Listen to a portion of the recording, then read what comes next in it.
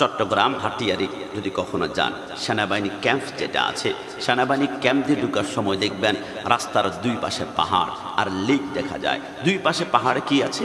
আম গাছ আছে, কাঁঠাল গাছ আছে, জাম গাছ আছে, কলা গাছ আছে। আমাদের বাড়ির পাশে পেঁপে গাছ রোপণ করলে সার দিতে হয়, গোবরও দিতে হয়, পানি দিতে হয়, কম্পোস্ট দিতে হয়। কিন্তু পাহাড়ে এত আম গাছ হয়, জাম গাছ হয়, কাঁঠাল গাছ হয়, কলা গাছ হয়, কেউ সার দেয় না, কেউ পানি দেয় না। আপনি খেয়াল করেছেন 1 কেজি ইলিশ মাছের দাম হচ্ছে 1800 থেকে 1900 টাকা। লাক্ষা মাছ 1 কেজি কিনতে হলে 1600 টাকা। কোরাল মাছ 1 কেজি কিনতে হলে 1100 টাকা।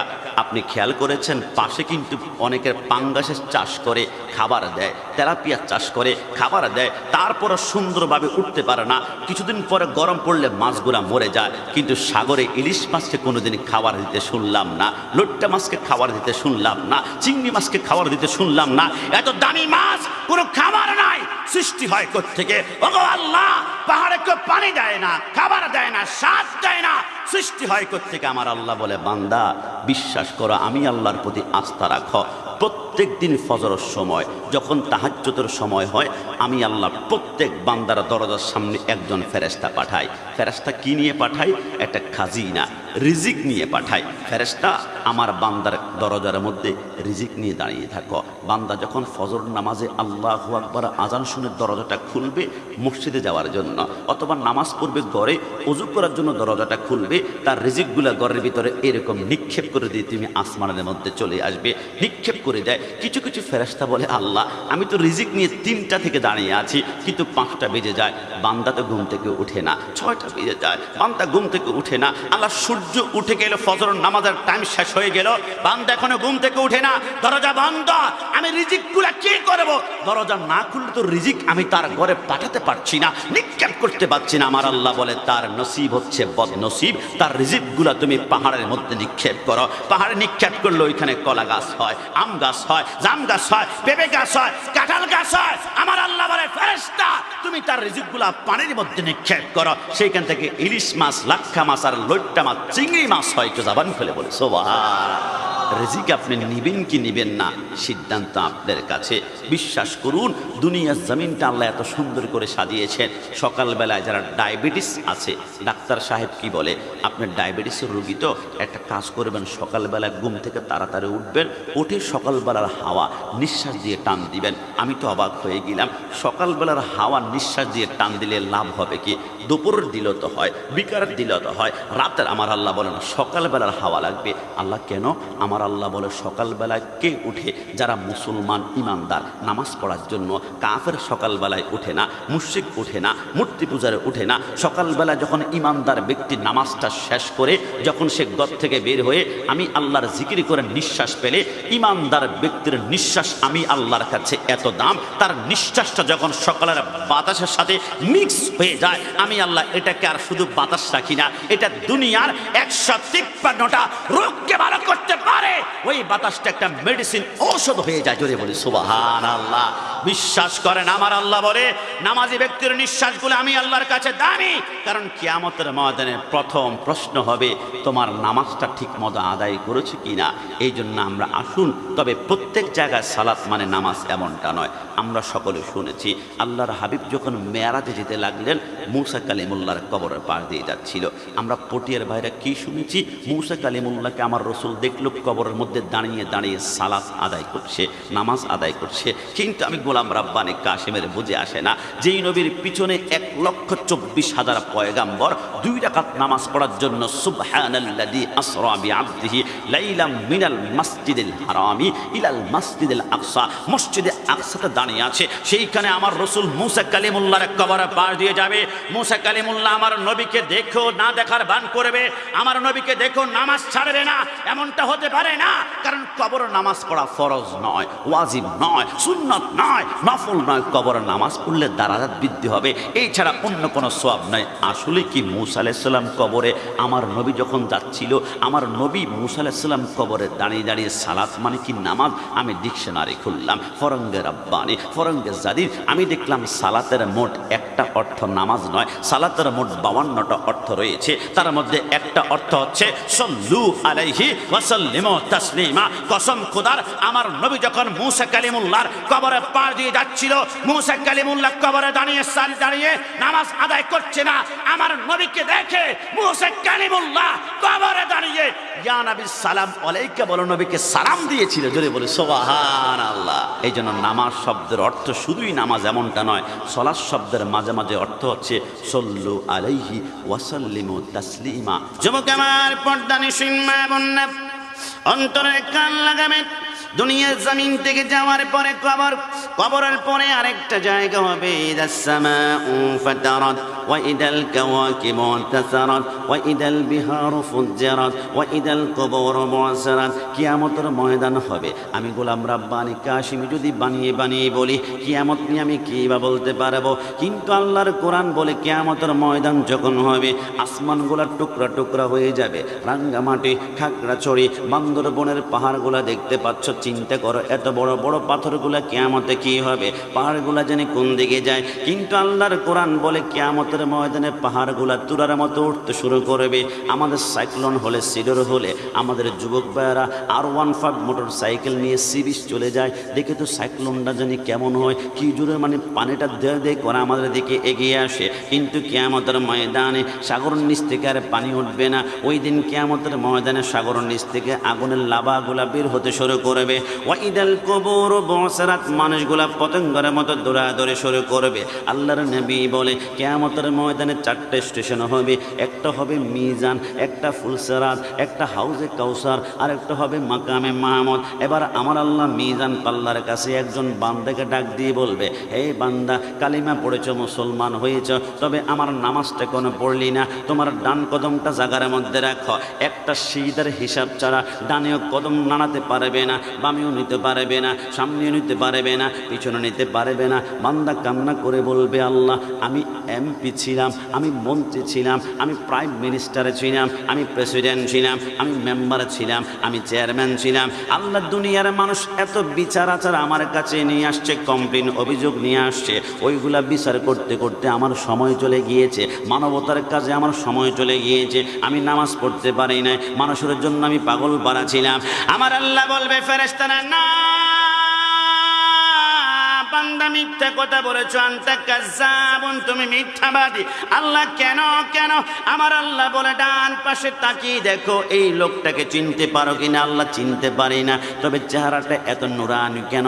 আমার আল্লাহ বলে, এর নাম হচ্ছে সুলাইমান পয়গাম্বর। তুমি একটা এলাকার MP ছিলা, পটিয়ার MP ছিলা, বোয়ালখালের MP ছিলা, চন্দনেশ্বর MP ছিলা, কিন্তু আমার সুলাইমান পয়গাম্বর পৃথিবীর উত্তর থেকে দক্ষিণ, পূর্ব থেকে পশ্চিম গোটা পৃথিবীর মন্ত্রী ছিল, শাসনবার ছিল, বাদশা ছিল। তুমি তো শুধু মানুষের কথা বোঝো। আমার সুলাইমান পিপিলিকার কথা বুঝতো, মাকড়সার কথা বুঝতো, ওইনার দুনিয়ার তেলাপোকার কথা বুঝতো, তামাম দুনিয়ার সব কিছু বুঝতো। কিন্তু আমার সুলাইমানকে গোটা পৃথিবীর শাসনবার দেওয়ার পর আমার সুলাইমান একবারের জন্য আমার সিজদা ছাড়ে না।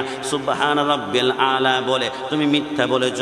70,000 জাহান্নামের শিকল পায়ের মধ্যে লাগিয়ে একে টানতে শুরু করো। জাহান্নামে যখন ফেলে দেওয়া হবে, আরেকজন বান্দাকে ডাক দিবি, তুমি কেন নামাজ পড়ো নাই? বান্দা কান্না করবে, আল্লাহ, আমি অসুস্থ ছিলাম, আমার টাইফয়েড ছিল, আমার ক্যান্সার ছিল, আমার প্যারালাইজ ছিল, আমার ডায়রিয়া ছিল, আমার শ্বেতরোগ ছিল।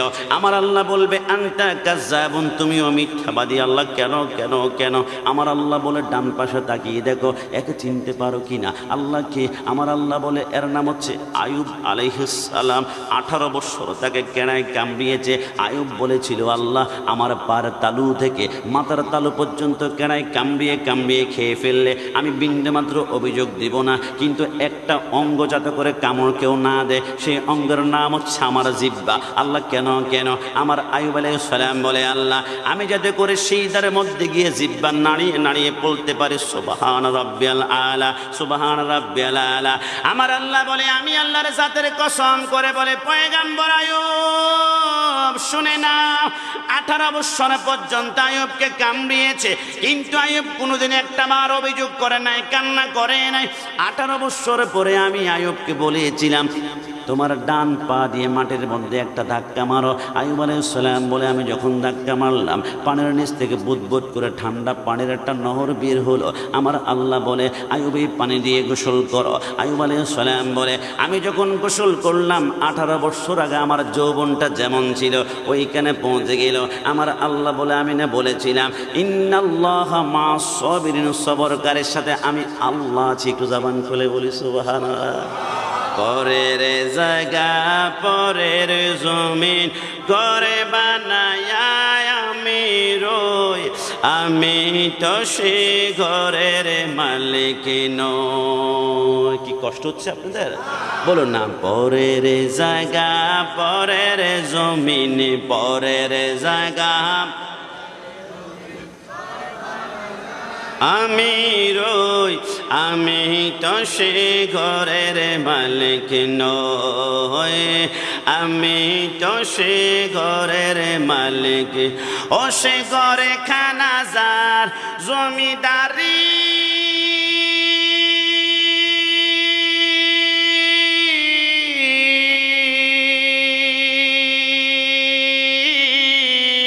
আমি পাই না তাগার হুকুম জারি, আমি পাই না জমিদারের দেখা, পাই না জমি দেখা, মনের দুঃখ কারে কই, আমি তো সে ঘরের মালিক নই। শেষবারের মতন পরের জায়গা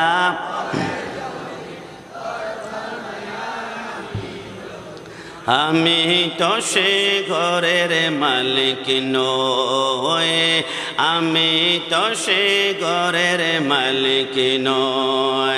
যুবক আমার, পর্দানিসীন মা বোনরা, আমার আল্লাহ বলবে এটা হচ্ছে আইয়ুব পয়গাম্বর অসুস্থ ছিল, কোনোদিন নামাজ ছাড়ে নাই, কিন্তু তুমি ছোট্ট একটা জ্বর হয়েছিলে নামাজ ছেড়ে দিয়েছ। আনতা কাজ্জাবুন, তুমি মিথ্যাবাদী। তাকে গ্রেপ্তার করো, 70,000 জাহান্নামের শিকল দাগায় বেঁধে বেঁধে জাহান্নামে নিক্ষেপ করা হবে। কিছুক্ষণ পর আরেকজন বান্দাকে ডাক দিবে, তুমি কেন নামাজ পড়ো নাই? আল্লাহ, দুনিয়াতে আমার 6 জন 7 জন 8 জন সন্তান ছিল, এদের রিজিকের ব্যবস্থা করতে করতে আমার রিক্সা চালিয়েছি, ভ্যান চালিয়েছি, পান বিক্রি করেছি, আমি শাকসবজি বিক্রি করেছি, নামাজ পড়তে পারি না। আমার আল্লাহ বলবে আনতা কাজ্জাবুন, তুমিও মিথ্যাবাদী। আল্লাহ, কেন কেন?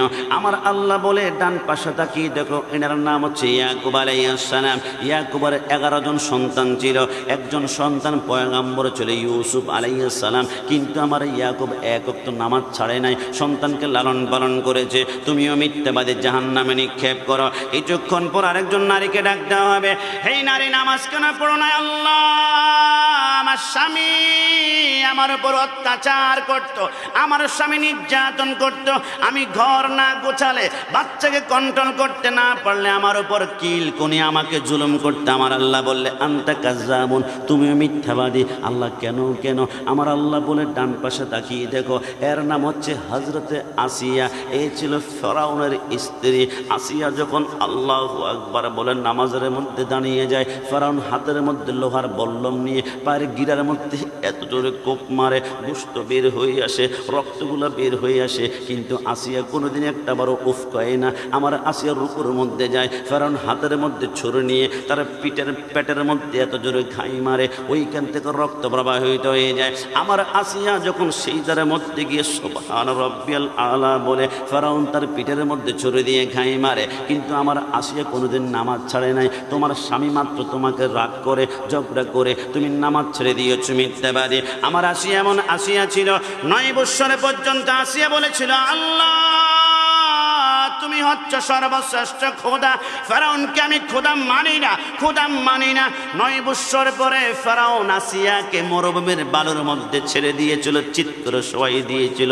মরুভূমির বালিগুলো এক একটা আগুনের মতো ছিল, যখন পিঠের মধ্যে লাগে পিঠের মাংসগুলো মোমের মতো গলতে শুরু করে, কিন্তু আসিয়া একটা বার উফ করে না। কিন্তু আসিয়ার বুকের মধ্যে বড় একটা পাথর দিয়ে যখন চিৎ করে শোয়াই দিয়েছিল, পিঠের মাংসগুলো গলতে শুরু করলো, হাড্ডি পর্যন্ত চলে গেল। দিল। আসিয়া বলে, আল্লাহ আর সহ্য করতে পারি না।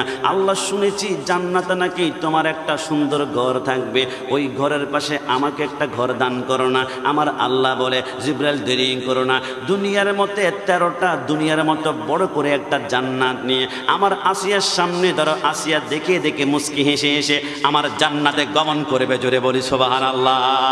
এরা আমার যুবক ভাইরা, তোমাদের পায়ে হাত রেখে বলি, নামাজ ছাড়া কিয়ামতের ময়দানে যাররা পরিমাণ ডানে বামে যেতে পারবে না। কিন্তু নামাজ যদি না পড়ো, 1 নম্বর শাস্তি হচ্ছে জাহান্নামে যখন পানি পানি বলে চিৎকার করব। মুসলিম শরীফের মধ্যে লেখে, জাহান্নামে কোনো ঠান্ডা পানি পাওয়া যাবে না, ইল্লা হামিমা ওয়াসাকা, সেইখানে গরম গরম পুষ থাকবে। আমি কাশিমের মুখে যদি ব্রণ হয়, আমি টিপ দিলে পুষ বের হয়, আমি টিস্যু দিয়ে মুছে আমি নিক্ষেপ করে ফেলে বলি, ছিহ দুর্গন্ধ। আমার পোড়া হয়, আমার বিচি হয়। মালেক নামক ফেরেশতা ওই পুষগুলাকে জাহান্নামের আগুনে গরম গরম করে টকবক করে বাতের মারের মতো উঠিয়ে আপনি আর আমি যখন পানি পানি বলে চিৎকার করব, আমাদের হাতের মধ্যে গরম পুষগুলা দিবে। শরীরের মাংসগুলা জমিনে পড়ে গেলে একটা কথা, কিন্তু জমিনে পড়বে না, সমস্ত মাংসগুলা পার টাকনুর মধ্যে এসে আটকে থাকবে। আপনি যখন হাউমা করে দৌড়াবেন, গোশতগুলা নিয়ে আপনাকে দৌড়াতে হবে, রক্তগুলা নিয়ে দৌড়াতে হবে, চামড়াগুলা নিয়ে দৌড়াতে হবে। কিছুক্ষণ পর বান্দা কান্না করবে, আল্লাহ আমার পেট জ্বলে ছারখার হয়ে যায়, একটু ক্ষুধা লেগেছে, আমার পেট জ্বলে যায়, আল্লাহ একটু খাবার দেয় না। মুসলিম শরীফের মধ্যে লেখে, ওই জাহান্নামী ব্যক্তির জন্য দুনিয়ার কোনো ফল থাকবে না। এই যুবক কসম করে বলি, দুনিয়ার কোনো উপন্যাস বলছি না, প্রবন্ধ বলছি না, কাহিনী বলছি না, গল্প বলছি না। আল্লাহর হাবিব বলে, জাহান্নামী ব্যক্তি যখন ক্ষুধা ক্ষুধা বলে চিৎকার করবে, তখন তার হাতের মধ্যে আপেলের মতো একটা গোলাকার ফল দেওয়া হবে, দেখতে যদিও আপেলের মতো। মুসলিম শরীফের মধ্যে লেখে, ওই ফলটার নাম হচ্ছে জাক্কুম ফল। ওই ফলটা যখন মুখের ভিতরে ঢুকাবে, আপেল মনে করে মুখের ভিতরে ঢুকানোর সাথে সাথে ওইখান থেকে 27টা কাঁটা বের হবে।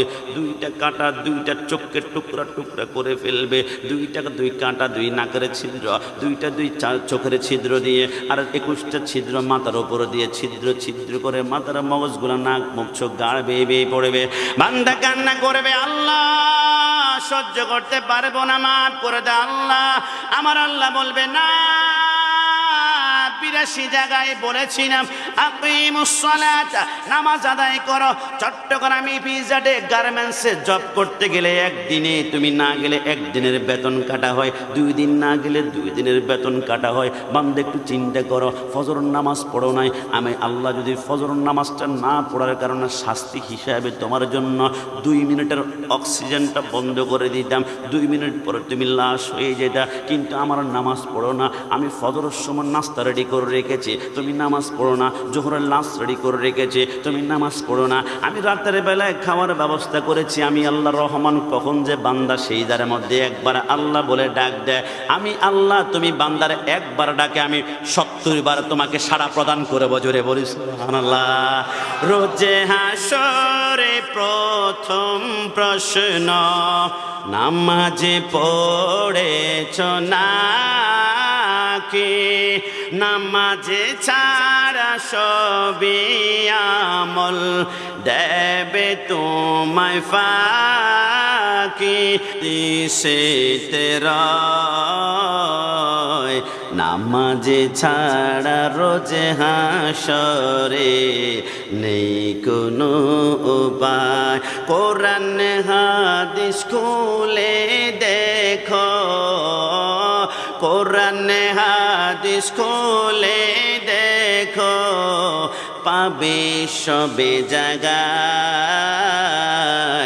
নামাজে ছাড়া রোজে হাসরে নেই কোনো উপায়। বলুন না, নামাজে ছাড়া রোজে রে নেই কোনো উপায়।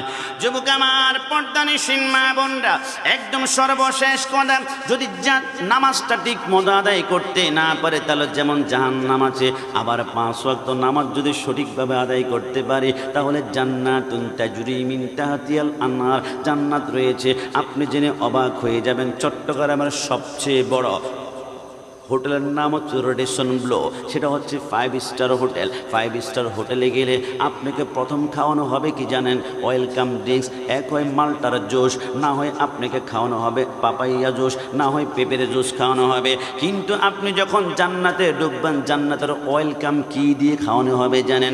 জান্নাতের প্রধান খাদ্য হচ্ছে মাছের কলিজা। একটু জাবান খুলে বলি সুবহানাল্লাহ।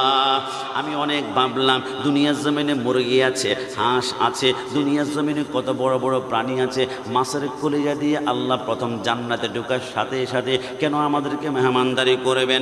আমার আল্লাহ বলে একটা কারণে। আল্লাহ কি কারণ? আমার আল্লাহ বলে ইব্রাহিম আলাইহিস সালাম যখন নমরুদকে বারবার দাওয়াত দিচ্ছিল, আমার খোদা একজন, তিনি হচ্ছেন লা শরীক, তিনি হচ্ছেন আল্লাহ। নমরুদ বলে কিসের খোদা? খোদা হচ্ছে আমি। এবার নমরুদ বলে ইব্রাহিম, তোমার খোদাকে আমি মার্ডার করব, তোমার খোদাকে আমি মেরে ফেলবো। কিভাবে? নমরুদ একটা সিংহাসন বানিয়েছে 70 হাত লম্বা, 4 কোণার মধ্যে 4টা পিলার টাঙ্গিয়েছে। পিলারগুলা ছিল 100 হাত করে, প্রত্যেকটা পিলারের মাথার মধ্যে এক একটা গরুর রান গোস্ত বেঁধেছিল। ওই গোস্ত থেকে 50 হাত নিচে 4 পিলার বাস পাখি বাঁধলো, যেই বাস পাখিগুলা আসমানের ডানা মেলে মেলে ওঠে, আমাদের মুরগির বাচ্চাগুলা মাঝে মাঝে নিয়ে যায়। ওই বাস পাখিগুলা যখন গোস্তর টুকরা খাওয়ার জন্য ডানা মেলে, বাস পাখিও বাঁধা, গোস্তর টুকরাও বাঁধা, কোনো মতে গোস্তর টুকরা খেতে পারছে না। মধ্যখান দিয়ে নমরুদ ওই বাস পাখির ডানার হাওয়ার কারণে তার সিংহাসন উপরের দিকে উঠতে লাগলো। একদিন যায়, 2 মাস যায়, 3 মাস যায়, 6 মাস পাওয়ার পরে নমরুদ বলে আমি মনে হয় আসমানের নিকটবর্তী চলে আসলাম। আমার আল্লাহ বলে দুনিয়ার সবচেয়ে হাই কোয়ালিটির রকেট দ্বারা যদি 550 বছর দৌড়াও, তারপরও আমার আসমানটা তোমরা ছুতে পারবে না। একটু জাবান খুলে বলে সুবহানাল্লাহ। আমার আল্লাহ বলে জিবরাইল তাকিয়ে দেখো নমরুদ, আমি আল্লাহকে হত্যা করার জন্য, মার্ডার করার জন্য প্রথম আসমানে আসলো। কাসাসুল আম্বিয়ার মধ্যে আল্লামা তাহের সুরাটি রাহমাতুল্লাহ আলাইহি আমার আল্লাহ বলে নমরুদ এখন কোমর থেকে তীর বের করেছে আল্লাহর আসমানের কাছাকাছি, এখন আল্লাহকে তীর মেরে আল্লাহকে মার্ডার করবে। আমার আল্লাহ বলে নমরুদ তো তীর মারবে, 6 মাস অতিক্রম করার পরে এত কষ্ট করে আসলো, এখন যদি তীরটা খালি ফিরে যায় তাহলে নমরুদ কষ্ট পাবে। আমি আল্লাহ চাই না 6 মাস কষ্ট করে খালি তীরটা ফিরে যাবে, তার তীরের আগারের মধ্যে রক্ত লাগাতে হবে, যাতে করে সেই মনে করে আল্লাহকে মেরে এসেছি। শেষ বয়স যদি আমি আল্লাহর কাছে তুবু ইলাল্লাহি তাওবাতুন নাসুহা করতে পারে, আমি মাফ করে দিব। আমার আল্লাহ বলে জিবরাইল একটা কাজ করো, নমরুদের তীরের আগারের মধ্যে তুমি কিসের রক্ত লাগাবা? আল্লাহ কিসের? আমার আল্লাহ বলে প্রথম আসমানে আমার একটা রহমতের সাগর আছে, ওই রহমতের সাগরের উপরে অসংখ্য মাছ রয়েছে, ওইখান থেকে একটা মাছ ধরে এনো। নমরুদ যখন তীর মারবে, এই তীরটা ডাইরেক্ট মাছের কলিজায় সেট করে দিবে, আর মাছের কলিজার রক্ত যখন পাবে সেই মনে করবে আমি আল্লাহকে মার্ডার করে এসেছি। মাছ ধরলো, হঠাৎ করে মাছের জবান খুলে গেল। আল্লাহর দুনিয়াতে এত প্রাণী আছে, এত পশু আছে, আমি মাছকে কেন নমরুদের নাপাক তীরের মধ্যে আঘাত করাবেন, রক্ত প্রবাহিত করাবেন? আমার আল্লাহ বলে মাছ ওয়াদা করলাম, তুমি যদি আজকে নমরুদের তীরের আগারের মধ্যে রক্ত প্রবাহিত করতে পারো, দুনিয়ার সব প্রাণীকে দুনিয়ার জমিনে হালাল করার জন্য বিসমিল্লাহি আল্লাহু আকবার বলে জবাই করতে হবে। কিন্তু তুমি মাছ যদি নমরুদের তীরের আগারের মধ্যে রক্ত প্রবাহিত করতে পারো, তোমাকে হালাল করার জন্য জবাই করতে হবে না, তুমি মাছকে মরা খাওয়া আমি আল্লাহ জায়েজ করে দিব। জোরে বলি সুবহানাল্লাহ। মাছ বলে আল্লাহ, মাছের রক্ত প্রবাহিত হওয়ার কারণে দুনিয়ার কোন মাছ যদি আর জবাই করতে না হয়, পটিয়ার জমিনে বাংলাদেশে পৃথিবীর আনাচে কানাচে জীবনে কোনোদিন মাছকে জবাই করতে আপনারা শুনেছেন, কিন্তু মারা মাছ দেওয়াজ কেন? মাছ বলে আল্লাহ আমি রাজি হয়ে গেলাম। এবার নমরুদ যখন তীরটা মারলো, ওই তীরটা গিয়ে ডাইরেক্ট মাছের কলিজার মধ্যে লাগলো, কলিজা 3 টুকরা হয়ে গেল, কিন্তু মাছ একটাবারও উফ শব্দ করে না, একটাবার কান্না করে না। আমার আল্লাহ বলে কিরে মাছ, তোর কলিজা 3 টুকরা হয়ে গেল। একজন মানুষের আঙ্গুলের আগা কেটে গেলে ব্লেড দ্বারা উফ আল্লাহ আল্লাহ আল্লাহ আল্লাহ বলে কত কান্না করে, কিন্তু তোর মাছের কলিজা 3 টুকরা হয়ে গেল। একটাবার উফ করলি না একমাত্র আমি আল্লাহকে রাজি করার জন্য, তাহলে তোর মাছের কলিজা আমার বড্ড পছন্দ হয়ে গিয়েছে।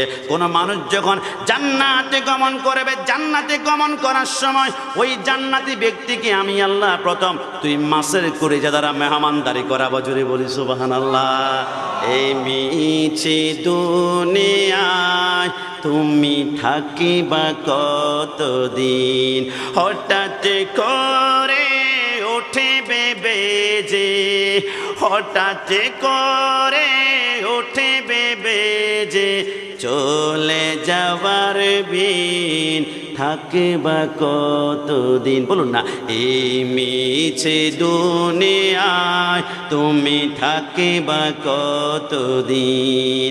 এই দুনিয়ার মিছে মায়ায় আছো তুমি ডুবে, একবার ভাবনি তোমায় চলে যেতে হবে। ডান হাত তুলে বলো ঠিক কিনা।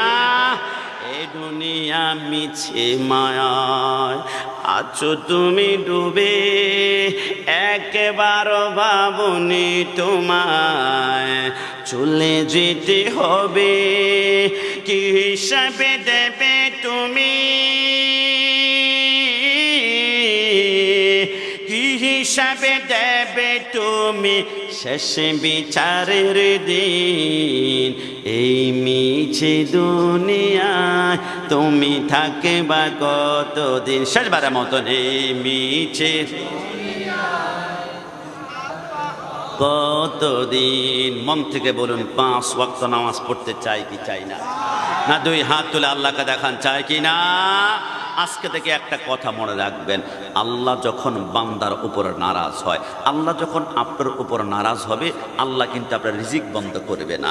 নারাজ যখন হবে চোখের জ্যোতি বন্ধ করবে না। নারাজ যখন হবে আপনার চোখের ভিতরে 1,82,000 তার আছে, একটা তার কেটে দিলে চোখটা আপনার বন্ধ হয়ে যাবে। আল্লাহ সেটাও করবে না। আপনি জেনা করার জন্য কি করেন? দরজা বন্ধ করেন, জানালা বন্ধ করেন। এরপর জেনা করার জন্য দরজা জানালা বন্ধ করে আমরা আশেপাশে খুঁজি ছোট্ট ছোট্ট কোনো ছিদ্র আছে কিনা। আমরা টিস্যু দ্বারা ছোট্ট ছিদ্রগুলা পর্যন্ত বন্ধ করে দেই। আমার আল্লাহ বলে, বান্দা ছোট্ট ছিদ্র পর্যন্ত বন্ধ করে দিয়েছ, এই মুহূর্তে আমি আল্লাহ যদি অক্সিজেনটা বন্ধ করে দেই তুই তো লাশ হয়ে যাবে। কিন্তু জানা করার জন্য দরজা বন্ধ করেছ, দরজার নিচ দিয়ে আমি আল্লাহ তোর জন্য আমি সাপ্লাই করে তোর অক্সিজেন পর্যন্ত।